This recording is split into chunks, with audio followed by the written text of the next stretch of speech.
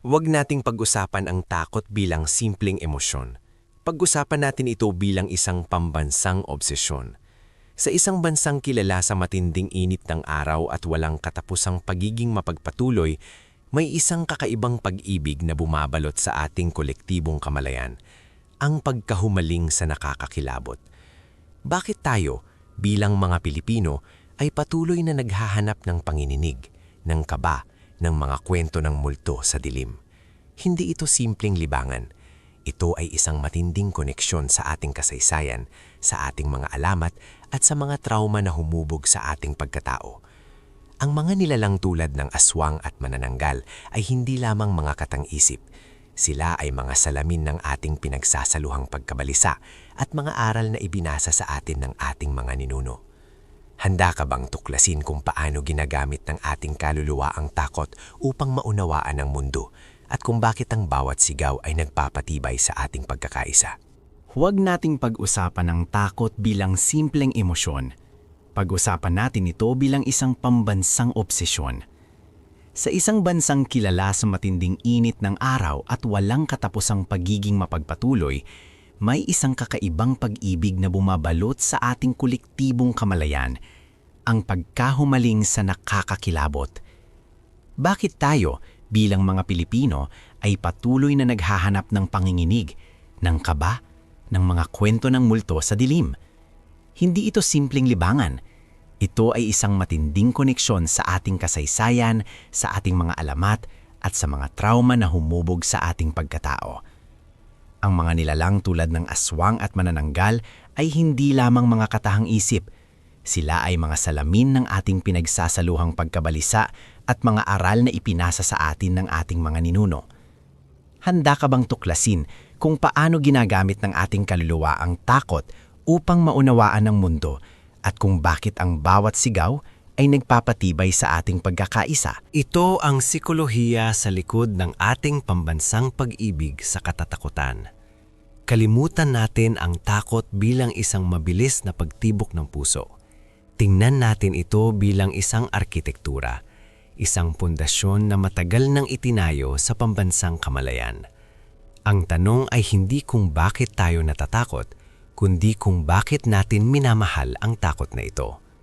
Upang maunawaan ang kakaibang pag-ibig na ito, kailangan nating bumalik sa simula, sa mga sinaunang gabi kung saan ang tanging ilaw ay ang buwan, at ang mga kwento ay ipinapasa sa pamamagitan ng bulong. Hindi simpleng mga nilalang ang mga aswang, manananggal o kapre. Sila ang ating mga unang aklat sa psikolohiya, ang ating mga sinaunang batas sa moralidad, at ang ating mga unang paliwanag sa hindi maipaliwanag. Sa isang mundo na walang agham upang ipaliwanag ang biglaan sakit, ang pagkamatay ng sanggol o ang pagkasira ng pananim, ang mga nilalang na ito ang nagbigay ng kaayusan sa kaguluhan. Sila ay naging mga scapegoats para sa mga trahedya na hindi kayang iproseso ng isang sinaunang komunidad. Ang aswang, halimbawa, ay hindi lamang isang halimaw na kumakain ng tao. Ito ay isang komplikadong arketipo na sumasalamin sa takot sa panloob na banta. Ito ay maaaring ang kapitbahay na mukhang normal sa araw, ngulit nagtatago ng nakakakilabot na lihim sa gabi. Sa psikolohikal na pananaw, ang paglikha ng aswang ay isang paraan upang ituro ang pinagmulan ng kasamaan sa labas ng sarili, na nagbibigay daan sa komunidad na magkaisa laban sa isang nakikitang kaaway kahit na ang kaaway na iyon ay katang-isip lamang. Ang ganitong kolektibong pagtatalaga ng kasamaan ay nagpapatibay sa pagkakaisa ng grupo at nagbibigay ng isang malinaw na hanay ng mga patakaran, manatili sa loob, huwag magtiwala sa mga estranghero at sundin ang mga pamahiin. Ang manananggal, sa kabilang banda, ay nagpapakita ng isang malalim na pagkabalisa tungkol sa pagiging babae at ang mga panganib ng paglabag sa mga pamantayan ng lipunan. Ang imahe ng isang babae na humihiwalay sa kanyang ibabang bahagi ng katawan at lumilipad sa gabi ay isang matinding representasyon ng dualidad at ang takot sa hindi makontrol na kalikasan. Sa isang lipunang patriarkal, ang manananggal ay maaring magsilbing babala laban sa kalayaan ng babae o ang paglabag sa mga itinakdang tungkulin. Ang takot na ito ay nagiging isang kasangkapan para sa panlipunang kontrol na nagpapatibay sa mga inaasahan sa pag-uugali sa pamamagitan ng paggamit ng matinding, nakakatakot na imahe. Higit pa sa moralidad, ang mga kwentong ito ay nagpapakita ng isang malalim na koneksyon sa ating pre-kolonyal na paniniwala, ang animismo. Sa pananaw na ito, ang mundo ay puno ng mga espiritu, ang mga diwata, ang mga anito, at syempre, ang mga masasamang nilalang. Ang kapre na naninirahan sa malalaking puno ay nagpapaalala sa atin na ang kalikasan ay hindi ganap na atin. Ito ay may sariling kapangyarihan at sariling mga batas.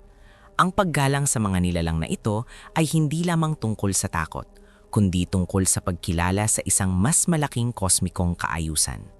Ang mga kwentong ito ay nagturo sa mga Pilipino na mamuhay ng may pag-iingat, na ang bawat sulok ay maaaring may nakatagong kapangyarihan at ang bawat aksyon ay maaaring magkaroon ng supernatural na kahihinatnan. Ang psikologikal na epekto ng ganitong uri ng kapaligiran ay lumilikha ng isang high-context culture kung saan ang mga hindi sinasabing babala at mga pamahiin ay nagiging kasing halaga ng nakasulat na batas. Ang mga Pilipino ay lumaki na may isang mata na nakatingin sa nakikita at isang mata na nakatingin sa hindi nakikita. Ito ay nagdudulot ng isang uri ng hypervigilance, isang patuloy na pag-scan sa kapaligiran para sa mga palatandaan, mga babala o mga pahiwatig na ang isang bagay ay hindi tama. Ang pagiging sensitibo na ito sa mga hindi nakikitang banta ay nagiging isang mekanismo ng kaligtasan na nagpapahintulot sa individual na maging mas handa para sa anumang biglaang pagbabago, maging ito man ay isang bagyo o isang masamang espiritu. Ang pagpasa ng mga kwentong ito ay isang ritual ng komunidad. Isipin ng tagpuan, isang tahimik na gabi, ang mga bata ay nakapalibot sa kanilang lola o lolo, ang mga boses ay bumubulong, at ang bawat panginginig ay pinagsasaluhan. Ang karanasan ng takot sa isang kontroladong kapaligiran tulad ng pagdinig ng isang kwento ay nagbibigay ng catharsis. Ang takot na nararamdaman mo habang nakikinig ay hindi totoo, ngunit ang iyong katawan ay tumutugon na parang ito ay totoo. Ang paglabas ng adrenaline at cortisol ay sinusundan ng isang pakiramdam ng kaluwagan kapag natapos ang kwento. Ito ay isang ligtas na paraan upang sanayin ang ating sarili na harapin ang mga banta sa totoong buhay. Sa pamamagitan ng pagbabahagi ng mga kwentong ito, ang komunidad ay nagpapatibay ng isang shared reality. Ang takot ay nagiging isang kolektibong wika. Kapag sinabi ng isang Pilipino, may kapre dyan, hindi lang ito tungkol sa halimaw. Ito ay isang pagkilala sa isang pinagsasaluhang kasaysayan, isang pinagsasaluhang babala, at isang pinagsasaluhang pag-unawa sa mga limitasyon ng tao. Ang pag-ibig sa katatakutan ay nagiging isang paraan upang mapanatili ang koneksyon sa mga ninuno at sa mga aral na kanilang ipinasa. Ang bawat kwento ay isang testamento sa tagiging matatag ng kultura na nagpapakita kung paano ang mga sinaw ng Pilipino ay nagbigay kahulugan sa isang mundo na madalas na malupit at hindi maunawaan. Ang mga nilalang na ito ay patuloy na nagbabago na nagpapakita kung paano umaangkop ang psikolohiya ng Pilipino sa paglipas ng panahon. Noong panahon ng kolonyalismo, ang aswang ay minsan ay ginamit upang katawanan ang mga dayuhang mananakop o ang mga taong nagtataksil sa kanilang sariling lahi. Sa modernong panahon, ang mga kwento ng multo ay madalas na nakakabit sa mga urban legends na may kaugnayan sa korupsyon, kahirapan o mga trauma sa ospital. Ito ay nagpapakita na ang takot ay hindi static, ito ay isang dynamic na salamin na patuloy na sumasalamin sa ating pinagsasaluhang pagkabalisa. Ang pagkahumaling sa katatakutan ay nagiging isang ligtas na paraan upang talakayin ang mga isyu sa lipunan na masyadong sensitibo upang talakayin ng direkta. Sa ilalim ng balabal ng horror, maaari nating suriin ang mga kritisismo sa politika, ang kawalan ng katarungan at ang pagiging madaling maaapektuhan ng ating lipunan. Ang pag-aaral sa psikolohiya ng takot sa Pilipinas ay hindi lamang tungkol sa pag-alam kung bakit tayo sumisigaw. Ito ay tungkol sa pag-unawa kung paano natin ginagamit ang mga sigaw na iyon upang bumuo ng kahulugan, upang mapanatili ang kaayusan at upang patuloy na ikonekta ang ating sarili sa mga anino ng ating nakaraan. Ang ating pag-ibig sa katatakutan ay nagpapatunay na ang ating kultura ay hindi natatakot na harapin ang kadiliman. Dahil sa kadiliman na iyon, natin natagpuan ang ating pinagsasaluhang liwanag. Ang mga kwento ng katatakutan ay nagiging isang pambansang ritual, isang kolektibong paghinga na nagpapatibay sa ating pagkakakilanlan sa gitna ng kawalan ng katiyakan. Ang bawat kwento ay isang patunay na ang takot kapag ibinahagi ay nagiging isang puwersa na nagbubuklod, hindi naghihiwalay. Ito ang pundasyon ng ating psikologikal na pag-unawa sa mundo na hinubog ng mga nilalang na mas matanda pa sa ating bansa. Ang mga sinaunang alamat ay nagbigay sa atin ng isang framework upang iproseso ang trauma at ang hindi inaasahang pangyayari. Sa halip na maging biktima ng random na kaguluhan, ang mga Pilipino ay binigyan ng kapangyarihan na makita ang mga banta bilang mga nilalang na may mga patakaran, na may mga kahinaan at na maaaring labanan, kahit na sa pamamagitan lamang ng bawang, asin o isang simpleng panalangin. Ang pag-alang sa mga patakaran ng halimaw ay nagbibigay ng isang ilusyon ng kontrol sa isang mundo na madalas na nagpapakita ng kawalan ng kontrol. Ito ang dahilan kung bakit ang mga pamahiin ay nananatiling matatag sa ating kultura. Sila ay mga psychological defenses na nagpapahintulot sa atin na maniwala na mayroon tayong kapangyarihan na impluwensyahan ang mga hindi nakikitang puwersa na humuhubog sa ating kapalaran. Ang pag-ibig na ito sa katatakutan ay hindi isang kahinaan. Ito ay isang matalino at malalim na mekanismo ng kultura para sa kaligtasan at pagkakaisa. Ito ang simula ng ating paglalakbay sa lalim ng pambansang kamalayan. Ang pag-ibig ng Pilipino sa katatakutan ay hindi lamang isang simpleng hibangan. Ito ay isang masalimuot na pagtugon sa kolektibong trauma at isang matalinong mekanismo para sa psikolohikal na kaligtasan. Upang lubos na maunawaan ito, kailangan nating sumisid sa lalim ng ating kasaysayan, kung saan ang kawalan ng katiyakan ay hindi isang pagbubukod, kundi isang pang-araw-araw na katotohanan. Ang Pilipinas ay isang bansa na hinubog ng mga siglo ng kolonyalismo, na nagtanim ng isang malalim na pakiramdam ng pagiging madaling maapektuhan at kawalan ng kontrol sa sariling kapalaran. Idagdag pa rito ang geographical na lokasyon nito sa Ring of Fire, na patuloy na nagdudulot ng mga kalamidad tulad ng mga bagyo, lindol at pagputok ng bulkan. Ang patuloy na pagdanas ng mga puwersang lampas sa kontrol ng tao ay nagbigay daan sa pag-usbong ng isang fatalistikong pananaw, ang sikat na bahala na kung saan ang mga tao ay natututong tanggapin ang hindi maiiwasan. Sa kontekstong ito, ang horror ay nagiging isang ligtas na espasyo upang talakayin ang mga pinagsasaluhang pagkabalisa na ito. Kapag ang isang tao ay nakakaranas ng takot sa totoong buhay, tulad ng takot sa politikal na kawalang katarunga, kahirapan o biglaang pagkawasak ng kalikasan, ito ay nakapipinsala. Ngunit kapag ang takot na iyon ay isinalin sa isang pelikula, isang kwento o isang alamat, ito ay nagiging isang bagay na may hangganan, isang bagay na maaaring kontrolin.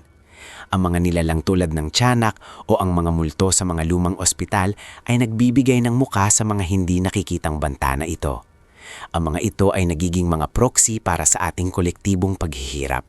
Sa pamamagitan ng pagbabahagi ng mga kwentong ito, ang mga Pilipino ay nagbibigay ng istruktura sa kaguluhan na nagpapahintulot sa kanila na iproseso ang trauma sa isang kapaligiran na may safety net.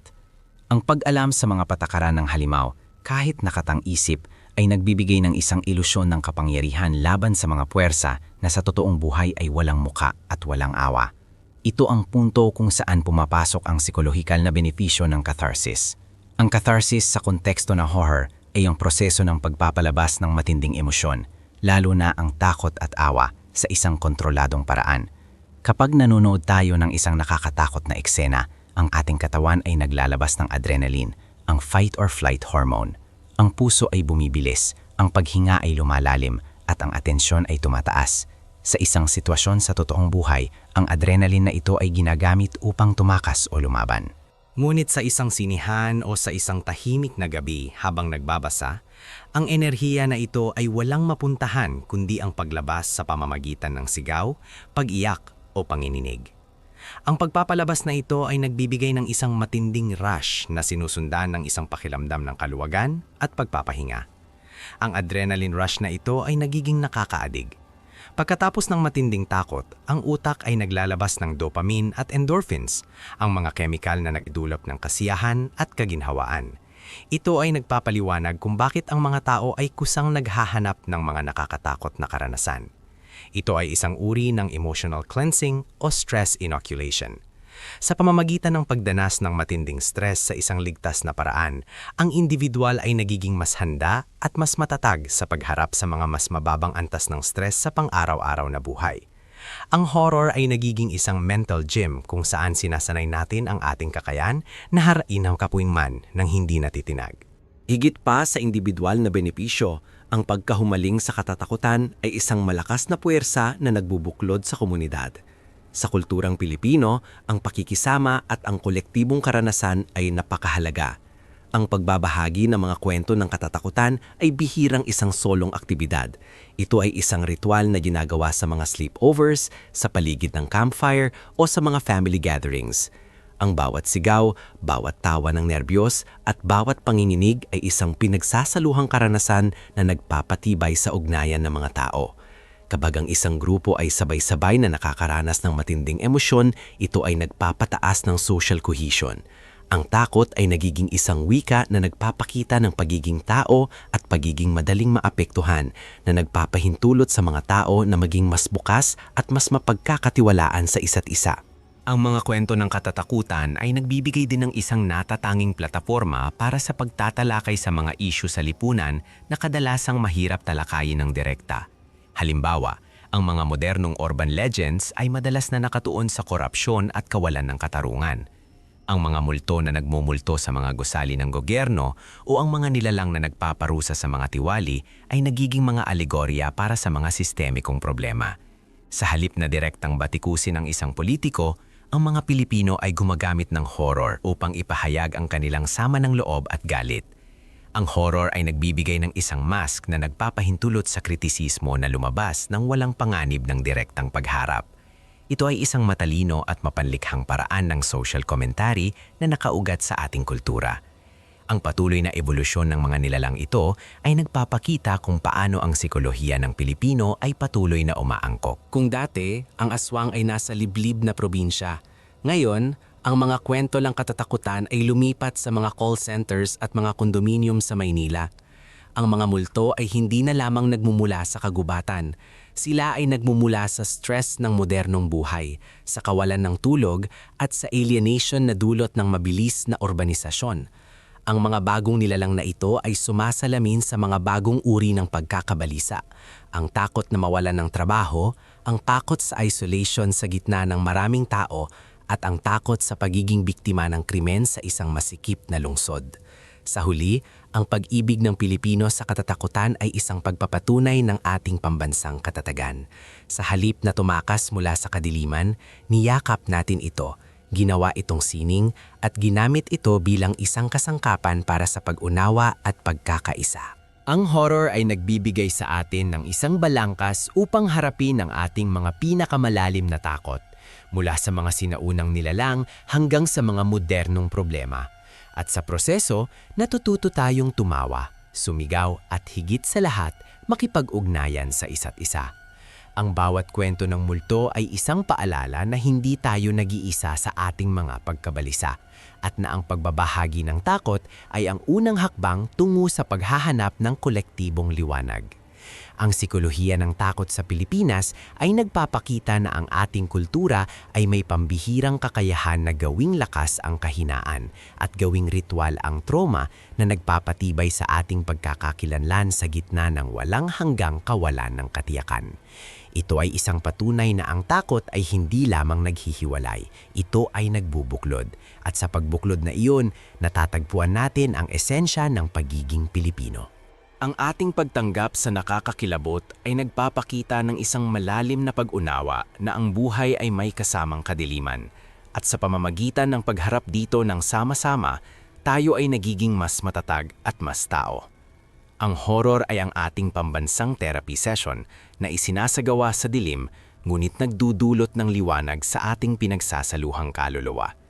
Ang bawat kwento ay isang testamento sa ating kakayahan na magpatuloy, na nagpapatuloy na ang mga anino ng nakaraan ay hindi lamang nagpapahirap, kundi nagtuturo at nagpapalakas din. Ang pag-aral sa takot ay pag-aral sa ating sarili. Ang paglalakbay na ito sa sikolohiya ng takot ay nagtapos hindi sa isang simpleng sagot, kundi sa isang malalim na pag-unawa sa kung paano ang takot ay nagiging isang functional na mekanismo ng pag-iral para sa mga Pilipino. Ang pag-ibig na ito sa katatakutan ay hindi isang simpleng libangan. Ito ay isang masalimuot na sining ng pagpapahayag, isang pambansang lente kung saan natin tinitingnan ang kaguluhan at kawalang katiyakan ng mundo. Ito ang ating pambansang catharsis na isinasagawa sa dilim, ngulit nagdudulot ng isang kolektibong liwanag na nagpapalakas sa ating panloob na kaluluwa. Kailangan nating suriin ang huling yugto ng psikologikal na proseso, ang release. Sa loob ng kontroladong kapaligiran ng isang kwento ng multo, ang ating utak ay naglalabas ng mga kemikal na tugon sa panganib. Ang cortisol at adrenaline ay bumabaha sa sistema. Ngunit dahil alam ng ating prefrontal cortex na tayo ay ligtas, ang matinding tensyon ay hindi humahantong sa trauma, kundi sa isang matinding pakiramdam ng kaluwagan. Ito ang psychological na benepisyo na hinahanap natin. Ito ay ang pagpapalabas ng tensyon na naipon mula sa araw-araw na pakikibaka. Ang traffic, ang kahirapan, ang kawalang katiyakan sa trabaho, at ang patuloy na banta ng natural na kalamidad. Ang horror ay nagbibigay ng isang ligtas na espasyo upang maramdaman ang pinakamalalim na pagkabalisa. At sa pagtatapos ng kwento, tayo ay nalinis, handang harapin muli ang liwanag at ang mga tunay na hamon ng buhay. Ang pagtanggap sa nakakilabot ay nagpapakita ng isang malalim na fatalistic realism na nakaugat sa kasaysayan ng Pilipinas. Sa isang bansa na patuloy na binabagyo ng mga kalamidad, mula sa lindol hanggang sa mga bagyo, at matagal nang nakaranas ng kolonyalismo at politikal na kaguluhan, ang ideya na ang buhay ay hindi ganap na nasa ilalim ng ating kontrol ay isang katotohanan, hindi isang filosofiya. Ang mga nilalang na nagdadala ng takot ay nagbibigay ng isang balangkas upang baliwanag ang mga trahedya na hindi maipaliwanag ng agham o ng lohika. Kung ang isang trahedya ay gawa ng isang nilalang na hindi nakikita, hindi natin kailangang sisihin ang ating sarili ng lubusan o ang ating kapwa. Ito ay nagpapahintulot sa atin na magpatuloy sa halip na ma-stuck sa self-blame o kawalan ng pag-asa. Ang horror ay nagpapatibay sa paniniwala na mayroong isang mas malaking puwersa na gumagabay sa kapalaran. At ang pag-unawa sa puwersang iyon, kahit sa pamamagitan ng takot, ay nagbibigay ng isang uri ng kapayapaan. Higit pa sa individual na sikolohiya, ang horror ay nagiging isang pambansang wika ng pagkakaisa. Ang pagbabahagi ng kwento ng katatakutan, ang kwentuhan sa dilim, ay isang ritual na nagpapatibay sa pagkakaisa at social bonding. Sa bawat kaba, sa bawat sigaw, at sa bawat pagtawa pagkatapos ng takot, tayo ay nagiging mas malapit. Ito ay isang shared vulnerability, nagpapababa ng mga pader ng individualismo. Ang mga multo ay hindi na lamang nagmumula sa kagubatan. Sila ay nagmumula sa stress ng modernong buhay, sa kawalan ng tulog at sa alienasyon na dulot ng mabilis na urbanisasyon. Ang mga bagong nilalang na ito ay sumasalamin sa mga bagong uri ng pagkabalisa. Ang takot na mawalan ng trabaho, ang takot sa isolation sa gitna ng maraming tao, at ang takot sa pagiging biktima ng krimen sa isang masikip na lungsod. Ang horror ay nagiging isang cultural barometer na sumusukat sa kasalukuyang estado ng pambansang kalusugan ng isip. Sa pamamagitan ng paglikha ng mga bagong multo, kinikilala natin ang mga bagong banta. At sa pagkilala na iyon, nagsisimula tayong maghanap ng mga solusyon o kahit papaano ng kolektibong pagtanggap. Ang pag-aaral sa takot sa Pilipinas ay sa esensya pag-aaral sa katatagan ng Pilipino. Sa halip na tumakas mula sa kadiliman, niyakap natin ito. Ginawa itong sining at ginamit ito bilang isang kasangkapan para sa pag-unawa at pagkakaisa. Ang horror ay nagbibigay sa atin ng isang balangkas upang harapin ang ating mga pinakamalalim na takot mula sa mga sinaunang nilalang hanggang sa mga modernong problema, at sa proseso natututo tayong tumawa, sumigaw at higit sa lahat makipag-ugnayan sa isa't isa. Ang bawat kwento ng multo ay isang paalala na hindi tayo nag-iisa sa ating mga pagkabalisa. Ang sikolohiya ng takot sa Pilipinas ay nagpapakita na ang ating kultura ay may pambihirang kakayahan na gawing lakas ang kahinaan at gawing ritual ang trauma na nagpapatibay sa ating pagkakakilanlan sa gitna ng walang hanggang kawalan ng katiyakan. Ang pagtanggap na ito sa nakakakilabot ay nagpapakita ng isang malalim na pag-unawa na ang buhay ay may kasamang kadiliman at sa pamamagitan ng pagharap dito ng sama-sama, tayo ay nagiging mas matatag at mas tao. Ang horror ay ang ating pambansang therapy session na isinasagawa sa dilim ngunit nagdudulot ng liwanag sa ating pinagsasaluhang kaluluwa. Ang bawat kwento ay isang testamento sa ating kakayahan na magpatuloy, na nagpapatunay na ang mga anino ng nakaraan ay hindi lamang nagpapahirap, kundi nagtuturo at nagpapalakas din. Kapag dumating ang tunay na bagyo, kapag ang tunay na kawalan ng katarungan ay nagpakita, ang Pilipino ay mayroon ng emotional muscle memory na nabuo sa pamamagitan ng hindi mabilang na gabi ng kwentuhan at panonood ng mga nakakakilabot na pelikula. Ang sikolohiya ng takot ay nagtatapos sa isang simpleng konklusyon. Ang mga multo ay hindi nagpapahina sa atin, sila ay nagpapalakas. Ang mga nilalang tulad ng aswang at manananggal ay hindi lamang mahalimaw, sila ay mga guro. Sila ay nagtuturo sa atin ng pag-iingat, moralidad at pinakamahalaga, ang halaga ng komunidad. Sa bawat paghuni ng kwago sa gabi, sa bawat anino na gumagalaw sa gilid ng ating paningin, ang Pilipino ay hindi lamang nakakaramdam ng takot, nakakaramdam siya ng koneksyon. Koneksyon sa kasaysayan, koneksyon sa kanyang kapwa, at koneksyon sa isang mas malaking, mas misteryosong universo. Ang pagtatapos ng pag-aaral na ito ay nagpapatunay na ang horror ay isang mahalagang bahagi ng Filipino identity. Ito ay hindi isang bagay na dapat itago o ikahiya, kundi isang natatanging katangian na nagpapaliwanag ng ating pambansang resilience. Sa pagyakap sa kadiliman, natatagpuan natin ang ating sariling liwanag. Ang mga kwento ng katatakutan ay hindi lamang nagtatapos sa isang hiyawan. Nagtatapos sila sa isang kolektibong paghinga, isang pagpapatunay na tayo ay nakaligtas at handa na tayong harapin ang anumang darating. Ang takot ay hindi lamang naghihiwalay, ito ay nagbubuklod. At sa pagbubuklod na iyon, natatagpuan natin ang esensya ng pagiging Pilipino. Matatag, mapagmahal sa komunidad, at laging handa na makita ang mahiwaga sa gitna ng ordinaryo. Ang pag-ibig na ito sa nakakakilabot ay ang ating walang hanggang patunay na ang kaluluwang Pilipino ay hindi kailanman matitinag, kahit na sa harap ng pinakamadilim na anino. Ito ang sikolohiya ng takot, at ito ang sikolohiya ng ating pag-asa. Ang mga kwento ng katatakutan ay nagbibigay ng isang blueprint para sa pag-navigate sa isang mundo na puno ng kawalang katarungan at natural na panganib. Sa pamamagitan ng pag-aaral sa mga mythological na banta, nagiging mas handa tayo sa mga tunay na banta. Ang horror ay nagiging isang uri ng cognitive training na nagpapahintulot sa isip na magproseso ng matinding stress sa isang ligtas na paraan. Ang kakayahang ito na mag-transform ng takot sa isang mapagkukunan ng lakas ay isang pambihirang psikolohikal na regalo na ipinasa sa bawat henerasyon. Ang bawat lola na nagbabahagi ng kwento ng tikbalang ay hindi lamang nagpapakalat ng takot. Nagpapatibay siya ng isang kultural na mekanismo ng pagtatanggol. Sa huli, ang Pilipino ay hindi lamang naghahanap ng jump scare, naghahanap siya ng meaning sa gitna ng kaguluhan. Ang horror ay nagbibigay ng meaning sa pamamagitan ng pag-ugnay ng kasalukuyan sa sinaunang nakaraan at sa pamamagitan ng pagbibigay ng boses sa mga issue na hindi kayang sabihin ng direkta. Ito ay isang subversive art form na nagpapahintulot sa kritisismo na lumabas ng walang panganib. Ang pagtatapos ng bawat kwento ng katatakutan ay hindi ang paglutas ng misteryo, kundi ang pagpapatibay ng komunidad na magkasama itong hinarap. At sa pagpapatibay na iyon, matatagpuan natin ang tunay na kapangyarihan ng sikolohiya ng takot sa Pilipinas.